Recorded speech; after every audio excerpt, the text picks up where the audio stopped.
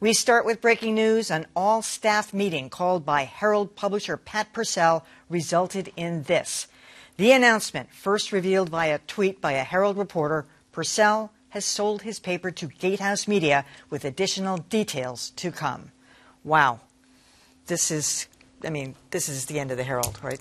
It is, I think, the end of the Herald as we know it. GateHouse is one of two large companies that its parent company is buying up assets. They're basically They paid $4.5 million for this. For this, $4.5 million. But they're buying up newspapers around the country. They are in an acquisition mode. And their model is to gather clusters of newspapers together and so that they can share resources and get as much efficiency as they can out of them, which usually means just laying off people.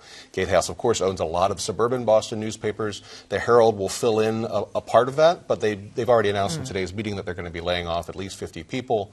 Wow. They filed for bankruptcy today in addition, which means that it's actually not definite that GateHouse will be the buyer, but it's not a situation, if you like reading the Herald today, that you want to hear. Well, what will happen to prominent people, Adam, like Howie Carr? What will happen to Boston Herald Radio? I don't know, but those were some of the first things I thought of. I mean, Howie Carr, I am guessing, is probably the best compensated, or one of the best compensated people at the Herald. I would think that GateHouse would weigh very carefully whether or not it's worth retaining him, in part because I don't think his really pointed opinion journalism that is clearly, sort of taxed toward one side of the political aisle, that's not GateHouse's stock in trade at all. Maybe they'll make an exception because he's such a big name for Herald loyalists. I'm guessing they won't. We'll see. And Herald Radio, again, that's not something that you see GateHouse doing at other papers, at least around here. So I would think a lot of the more distinctive attributes of the Herald would be whittled away in the name of more kind of cookie-cutter, locally focused stories. This is sad, Dan. I mean, I just have to say that Pat Purcell really gave this a good run since the early 80s when he bought the paper from Rupert Murdoch. I mean, I think this is a two-newspaper town, as John Carroll likes to remind us, and it really won't be the same. Purcell saved the Herald when Rupert Murdoch was no longer able to own it. He bought it in 1994, and he has operated it ever since. Ironically, about 15 years ago, Pat Purcell actually owned many of the suburban papers in eastern Massachusetts that later became part of GateHouse.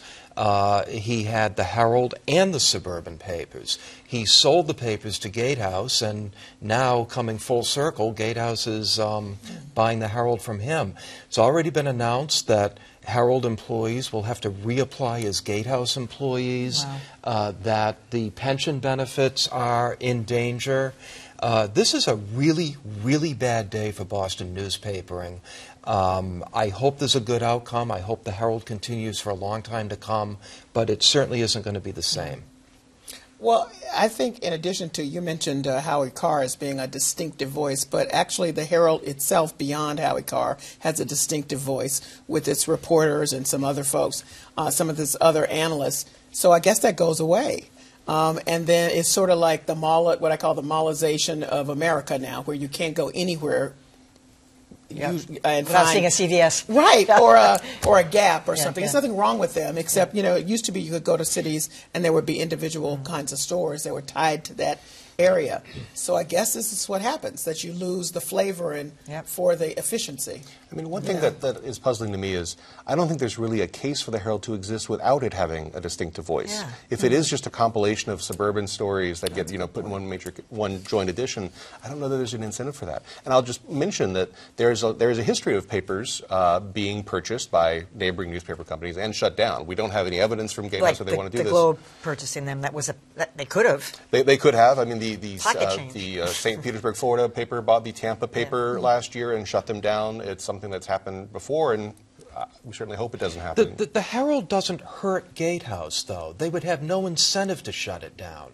I assume they've got something in mind for it, but we just don't know what yet. Well, what could that even be? I mean, if you try to imagine it, would it be sort of a Metro West Daily News, but based in Boston, just neutral editorial coverage, young reporters churning out stories on city council meetings? The difficult thing is that, and I hate to be blunt, but they're not making new newspaper readers anymore.